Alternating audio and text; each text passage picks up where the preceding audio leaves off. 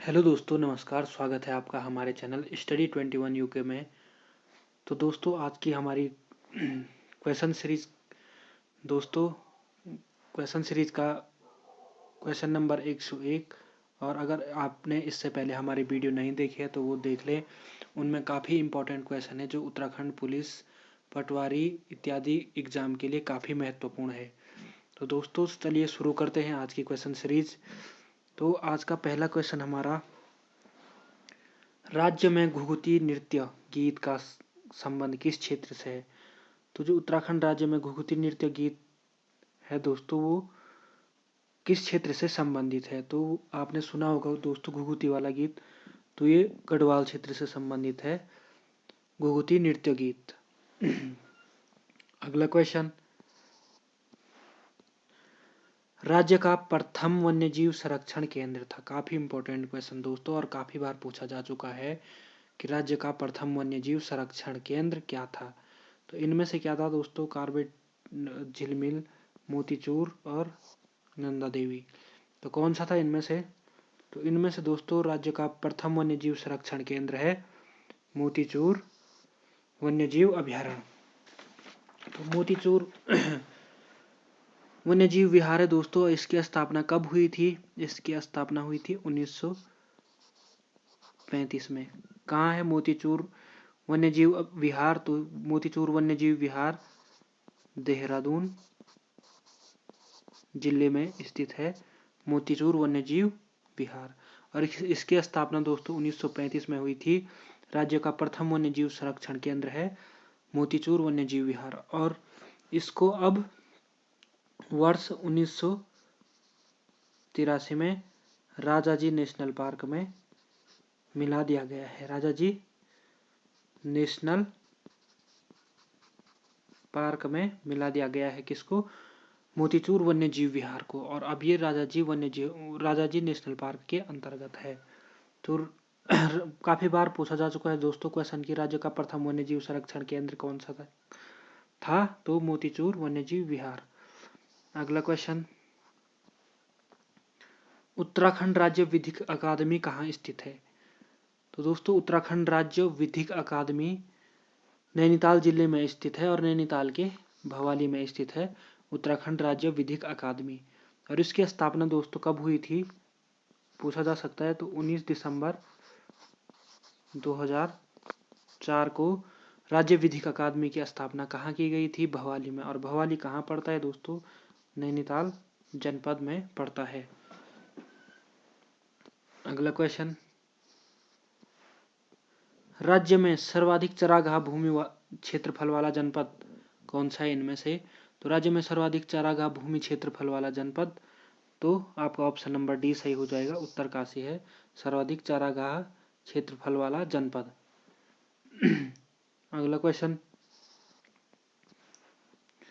किस कुमाऊं कमिश्नर द्वारा कुष्ठ रोगियों के लिए चिकित्सालय एवं आश्रम की स्थापना की गई? तो काफी इंपॉर्टेंट क्वेश्चन है दोस्तों कि किस कुमाऊं कमिश्नर द्वारा कुष्ठ रोगियों के लिए चिकित्सालय एवं आश्रम की स्थापना की गई थी? तो किसके द्वारा की गई दोस्तों? तो आपका ऑप्शन नंबर डी सही हो जाएगा। रैमजे के द्वारा की गई थी। कब की गई थी? 1854 में अल्मोड़ा में लेप्रोसी चिकित्सालय की स्थापना की गई थी दोस्तों। इस चिकित्सालय का क्या नाम था? लेप्रोसी चिकित्सालय, जिसकी स्थापना किसने की थी? रैमजे ने। सर्वप्रथम कब की थी? 1854 में की थी। और यहाँ जो कुष्ठ रोग से संबंधित व्यक्ति थे उनको रखा जाता था। और अभी भी ये हॉस्पिटल है, लेप्रोसी हॉस्पिटल अल्मोड़ा में स्थित है। यहाँ पे कुष्ठ रोग से संबंधित व्यक्तियों को रखा जाता है, जिसकी स्थापना 1854 में हेनरी रैमजे द्वारा की गई थी, जो कि कुमाऊं कमिश्नर थे। अगला क्वेश्चन दोस्तों, निम्न में से बागेश्वर का प्राचीन नाम नहीं है। तो बागेश्वर का प्राचीन नाम क्या नहीं है इनमें से?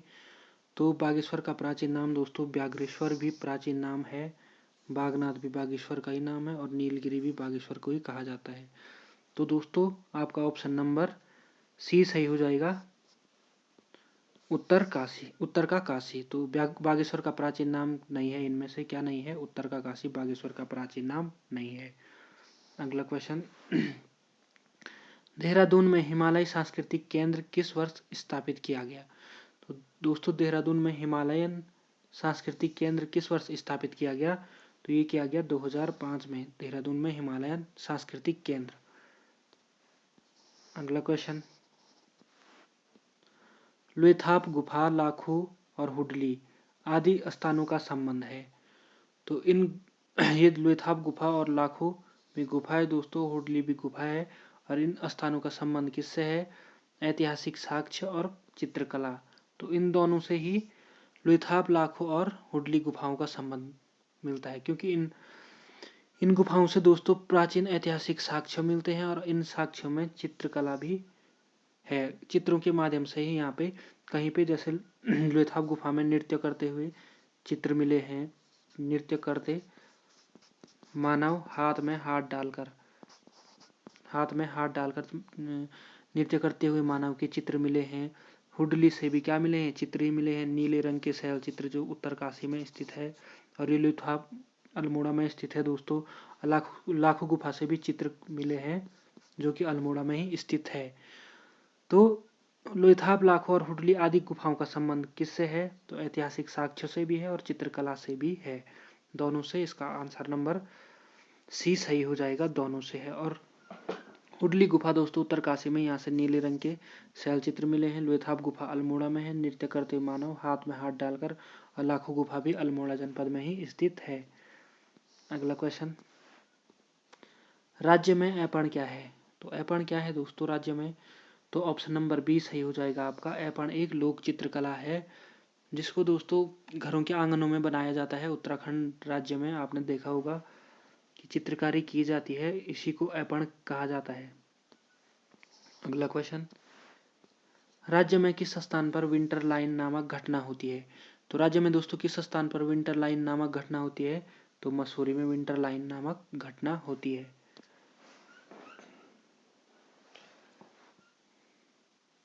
अगला क्वेश्चन, निम्न में से संविधान सभा की संघ संविधान समिति का अध्यक्ष कौन था? कौन सी समिति दोस्तों? संघ संविधान समिति। संविधान सभा की संघ संविधान समिति का अध्यक्ष कौन था? तो दोस्तों संघ संविधान समिति का अध्यक्ष था जवाहरलाल नेहरू जी थे संघ संविधान समिति के अध्यक्ष। संविधान सभा की प्रमुख रूप से कितनी समितियां थी दोस्तों बनाई गई? प्रमुख रूप से 8 समितियां थी इसकी, जिसमें से संघ संविधान समिति और संघ शक्ति समिति, इसके अध्यक्ष भी कौन थे दोस्तों? तो संघ शक्ति समिति और संघ संविधान समिति, इन दोनों समिति के अध्यक्ष कौन थे? जवाहरलाल नेहरू। और इनमें से प्रमुख समिति है प्रारूप समिति। प्रारूप समिति के अध्यक्ष थे BR अम्बेडकर।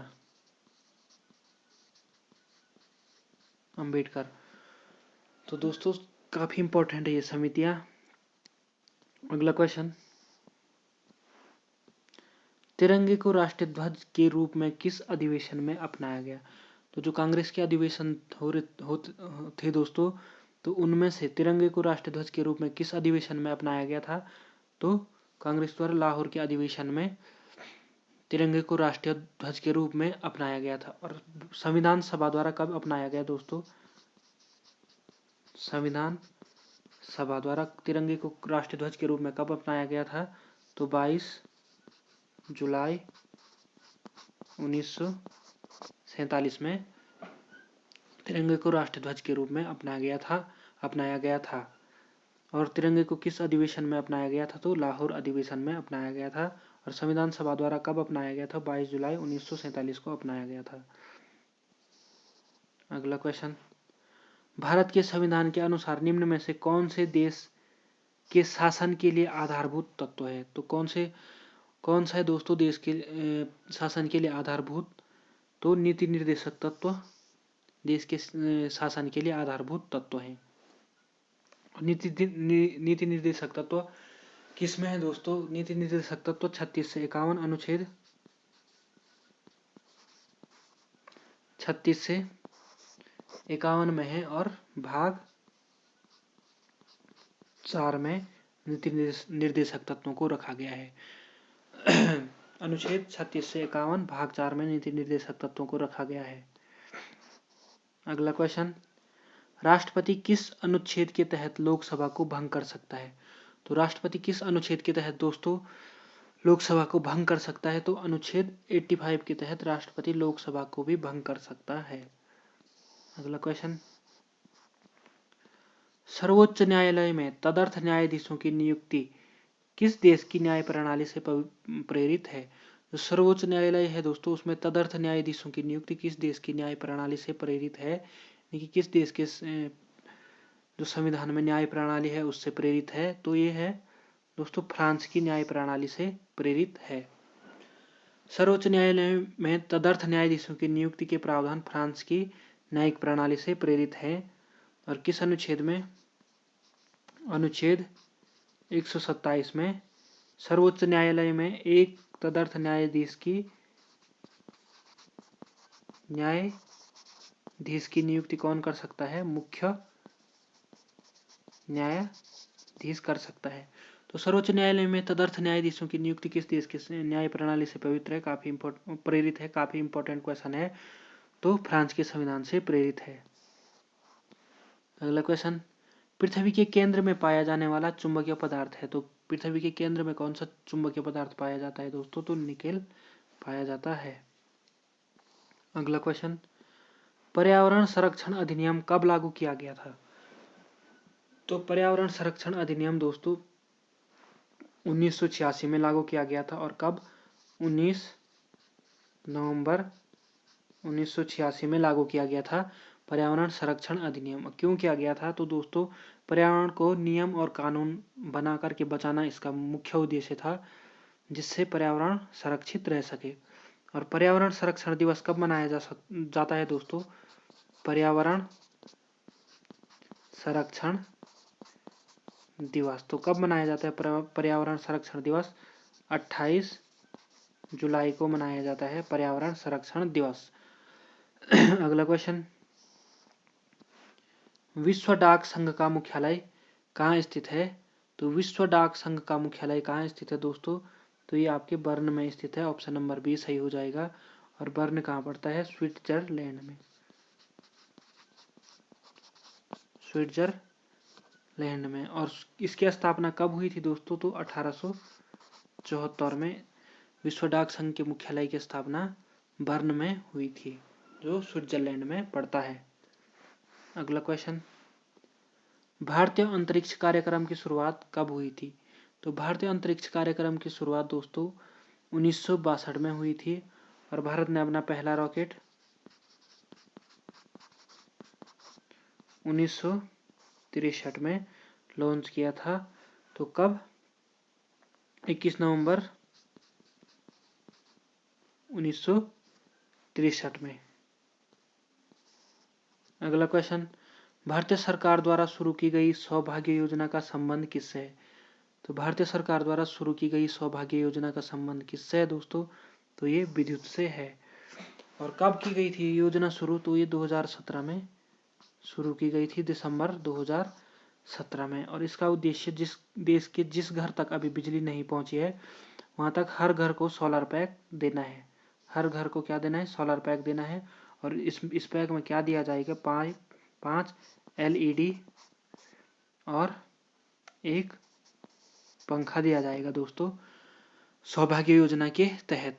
तो कब हुई थी सौभाग्य योजना, भारतीय सौभाग्य योजना लॉन्च? दिसंबर 2017 में। और किससे संबंध है इसका? तो विद्युत से संबंध है। तो आज के लिए इतना ही दोस्तों, मिलते हैं अगली वीडियो में। अगर आपको वीडियो पसंद आती है तो लाइक शेयर और सब्सक्राइब कर दीजिए।